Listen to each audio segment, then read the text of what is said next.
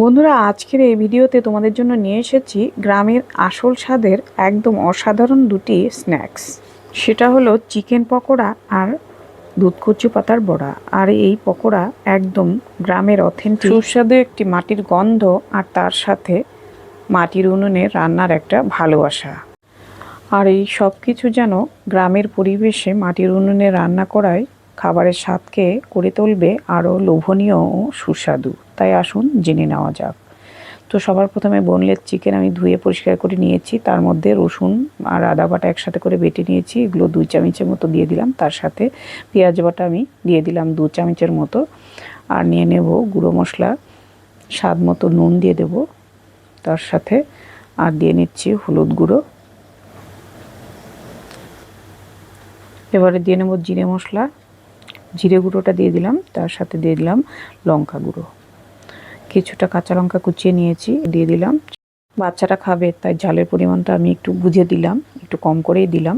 এবার একটু কর্নফ্লাওয়ার দিয়ে নেব 2 চামচের মতো। এখন দেখো আমাদের বাগানের কারি পাতা, টাটকা টাটকা কচি কচি কারি পাতা হয়েছে, এগুলো একটু ছিঁড়ে আমি দিয়ে দিচ্ছি।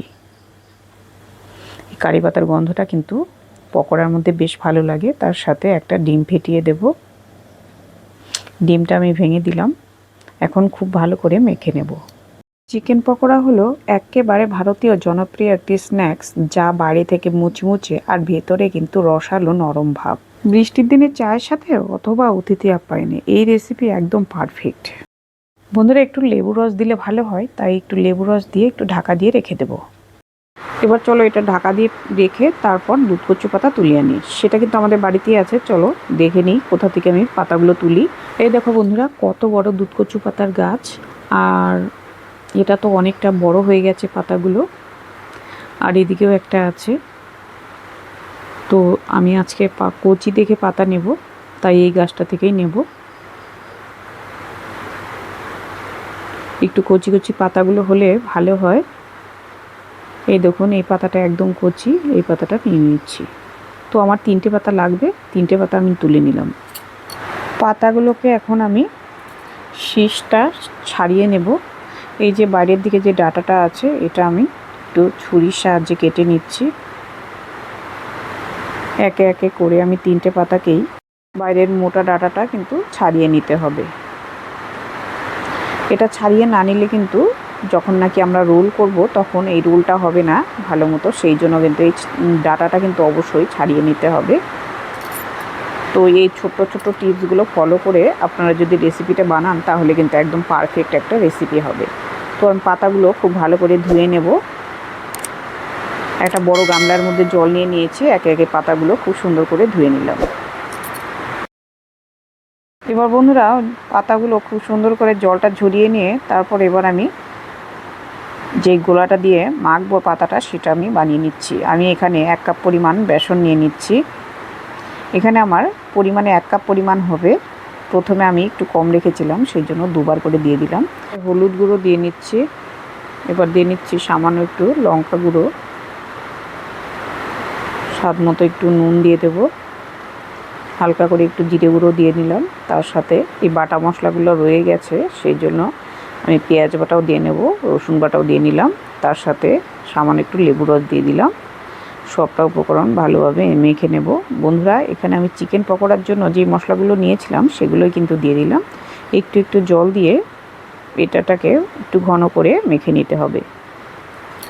একবারে জলটা দেবেন না, সেক্ষেত্রে একদম ঢিলা হয়ে গেলে কিন্তু, পাতলা হয়ে গেলে সেটা কিন্তু মাখতে ভালো হবে না। তাই এইভাবে করে মেখে নেবেন। একটু ফেটিয়ে নিলাম, এটা খেতেও কিন্তু বেশ ভালো হবে। এবার আমি পাতাগুলোর মধ্যে একে একে মেখে নেব, মানে খুব ভালো করে ভরিয়ে নেব। পাতাগুলোর আমি সোজা করে যে পাতাটার পিসটা আছে সেই সোজা পিসটাতে আমি দিয়ে দিলাম। আর খুব সুন্দর করে হাত দিয়ে এভাবে করে মেখে নিচ্ছি। বন্ধুরা, দুধ কচু পাতার বড়া তৈরি করা হচ্ছে একদম তাজা কচু পাতা দিয়ে, যার মধ্যে রয়েছে প্রাকৃতিক গুণ আর স্বাস্থ্যকর খাবার।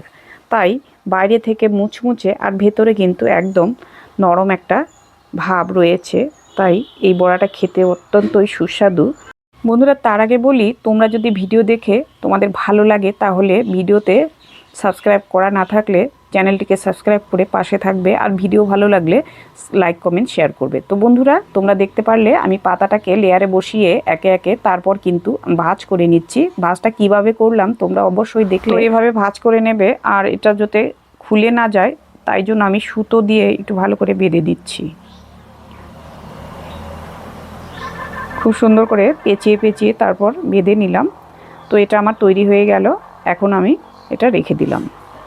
এবার আমি মাটির উনুনটাকে জ্বালিয়ে নিচ্ছি। বন্ধুরা, মাটির উনুনে রান্না করা কিন্তু স্বাদটাই আলাদা। আগেকার মা ঠাকুমারা কিন্তু মাটির উনুনে রান্না করতো, তার সাথে ছিল মাটির পাত্রের গন্ধ, তার সাথে ছিল মা ঠাকুমার ভালোবাসা, সব মিলেমিশে যেন একাকার হয়ে স্বাদ হয়ে যেত দ্বিগুণ। তো আমি কিন্তু মাটির পাত্রতে জল দিয়ে তারপর উপরে একটা ছাকনা বসিয়ে দিয়েছি। তারপর কিন্তু আমি রোলটাকে বসিয়ে একটু ভাপা দিয়ে নেব। একটু ঢাকনা দিয়ে নিয়েছি। 5 মিনিটের মতো মিডিয়াম ফ্লেমে জাল করে নেব। দেখো বন্ধুরা, এক পিসটা হয়ে গেছে। এভাবে করে আমি আবারও উল্টে নিলাম, আবার একটু ঢাকা দিয়ে দিলাম। এভাবে করে 5 থেকে 7 মিনিট আমি একটু ভাপিয়ে নিলাম। এবার কড়া থেকে নামিয়ে নিয়েছি। এটা একটু ঠান্ডা হতে দেব। এদিকে কিন্তু কড়াতে আমি তেল দিয়ে দিলাম। তেলটা আমি সাদা তেল ব্যবহার করছি। এবার সুতোটাকে আমি খুলে নেব। অনেকটাই গরম এখনও আছে, আমার হাতে কিন্তু একটু ছ্যাঁকাই লাগছে। আপনারা চাইলে একটু ঠান্ডা করে, ভালো মতো ঠান্ডা করে তারপর কিন্তু রোলগুলো একটু কেটে নেবেন। সুন্দর করে আমি ছুরির সাহায্যে কেটে নিচ্ছি। তো বন্ধুরা, এই কচু পাতার পকোড়া বা বড়া যেমন অথেন্টিক একটা স্বাদ থাকে, তার মধ্যে রয়েছে বেশ কিছু পুষ্টিগুণ। তাই এই কচু পাতার বড়া অবশ্যই বানিয়ে খাবেন। তো তেলটা গরম হয়ে গেছে, আমি এবার একে একে সবগুলো বড়া দিয়ে দিচ্ছি। বন্ধুরা, আমি একসাথে করেই সবটা বড়া একবারেই দিয়ে দিলাম। তোমরা চাইলে 2 ব্যাচ করে ভাজতে পারো। দেখো, মাঝখানের বড়াটা আমার একটু বেশি হয়ে গেছে, এটা আগেই দিয়েছিলাম, সেই জন্য এই বড়াটা একটু লাল হয়ে গেছে। এবার সবকটা আমি উল্টে নিলাম। এবার একটু মিডিয়াম ফ্লেমে হতে দেব। তো এবার কিন্তু আমার হয়ে গেছে। আমি মাঝখানেরটা আগে তুলে নিলাম। এবার একে একে সবকটাই তুলে দেখাবো। ওহ, দারুণ লোভনীয় হয়েছে কিন্তু, না? আমার তো দেখে এখনই জিভে জল পড়ছে। আর এটা আপনারা স্ন্যাক্স হিসেবেও খেতে পারেন, নাই বা গরম ভাতের সাথেও পরিবেশন করতে পারেন। তো এই কটা কিন্তু আমার একটু কম হয়েছে, সেজন্য উল্টে পাল্টে আর একটু ভেজে নিলাম। এবার এ কটাও আমি তুলে নিচ্ছি। একে একে সব কটাই আমি তুলে নিলাম। এবার দেখুন কতটা লোভনীয় হয়েছে বন্ধুরা। এবার আমি যে চিকেনটা মেখে রেখেছিলাম সেটা আমি ভেজে নেব। আবারও কড়াতে আর একটু তেল দিয়ে দিয়েছি।